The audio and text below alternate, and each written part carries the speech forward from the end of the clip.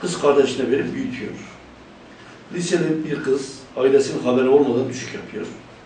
O ailesiyle apandisi ameliyatı olduğunu söylüyor. Ağa tabir edilen ailenin reisi başka kadınlarla cinsi münasebet kuruyor ve gayrimeşru çocuktan bahsediliyor. Yine aynı ailenin kızı 2 defa evden başkasıyla kaçıyor. Ömür reisin oğlan ağa etrafa zulüm ve vahşet saçıyor. Öz kardeşini öldürüyor, zina yapıyor, bürokrasi avucuna alıyor, birçok kirli işler çeviriyor. Tamamen hayal ürünü olan bu senaryo yazı, halka gösterenler hangi maksadı güdüyorlar ve neyi hedef alıyorlar? Geçmiş yıllarda da Urfa'da bir dizi çevrilmişti. Gelinine tecavüz eden bir adam canlandırılıyordu. O zaman birçok Urfalı bu filme ve yapımcılarına büyük tepki gösterdi. Yani filmin bazı yerlerini filmi yapan şirket kesmek zorunda kalmıştı. Hatta bazı gençler o zaman filmi çekildiği stüdyoyu basmışlar ve tepkilerini farklı bir şekilde dile getirmişlerdi. Başta Halfetili hemşehrilerimiz olmak üzere tüm yöre halkının bu tür dizilere karşı haklı tepkilerini göstermesi gerekir. Aksi halde bu bölgeyi tanımayan bu hayali kurgularla senaryo hazırlayıp film çevrelerinin yalan ve iftiralarına teslim olur ve bu tür çalışmalara sessizliğimizle destek vermiş sayılırız.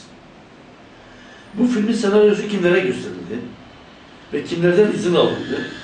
Doğrusu bu hususta büyük bir boşluk, yanlışlık ve yalan vardır. İlgilerin bu konuya acilen el atmaları gerekmektedir. Çünkü bu dizide kültürel ve toplumsal dokumuza bir saldırı vardır. Başta Rütük olmak üzere tüm yetkili kurumların Urfa'da çekilen dizileri takibe alması kaçınılmazdır. İnancımızla, ahlakımızla, yaşadığımızla, namus düşüncemizle, toplumsal örf ve adetlerimizle asla bağdaşmayan dizilere kapıları kapatmalıyız. Gelecek nesillere de bu yalan ve iftira dolu hezeyanları aktaranlar felaketimizin hazırlayıcısı olacaklardır. Hatta bu tür filmlerde de ve özellikle yerelde rol alanların bu tür dizilerin çekimine katkıda bulunmaması etik bir hareket olacaktır. Şunu da hatırlatmakta yarar görüyorum. Değerli basın mensubu arkadaşlarımızın da bu hususta gerekli olan hassasiyeti göstermesi lazım. Halkımızın ahlakına uymayan, ailemizin ahlakına uymayan bir şekilde yazılmıştır. Cinayetler, hırza geçmeler, hatta küçük yaşta kızların çocuk düşürmeleri ve türlü oyunlar, desiseler maalesef bu dizide yer almaktadır. Bizim ne ailemiz, ne de toplumumuz, ne de yöremizdeki ahlaki yapı hiçbir zaman böyle değildir. Bu dizilerin bölgemizi, halkımızı aşağıladığını görmekteyiz. Bundan da büyük üzüntü duymaktayız. Özellikle Halfetili kardeşlerimizin başta olmak üzere tüm yöre halkının buna karşı duyarlı olması gerekmektedir. Basın mensuplarının bu konuda ciddi manada bu konuyu dile getirmesi şüphesiz ki elzemdir. Başta Rütük olarak da Rütük'ün de bu konuya el atması mutlaka gerekli. Çünkü bu tür dizilere yol verildiği zaman gelecek nesilleri zehirleyen, adeta onların ahlakını bozan bir noktaya gelmiş olacağız.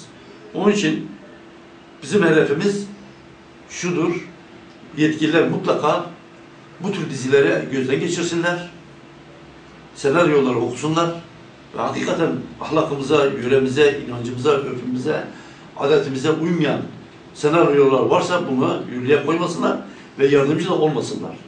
Bütün artistlerden, yani sanatçı diyorlar onlar.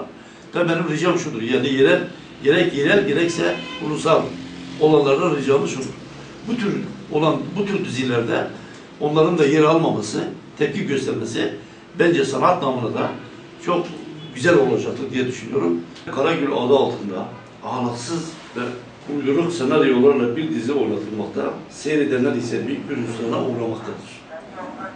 Halfetinin güzelliğini kirleten bu dizide yer, mekan ve zaman içinde Halfetili bir ailenin ahlaki yapısı yerden yere vuruluyor. Doğrusu bu diziyi seyrederken başta Halfetiler olmak üzere özellikle bölge halkının nasıl aşağılandığını göreceksiniz.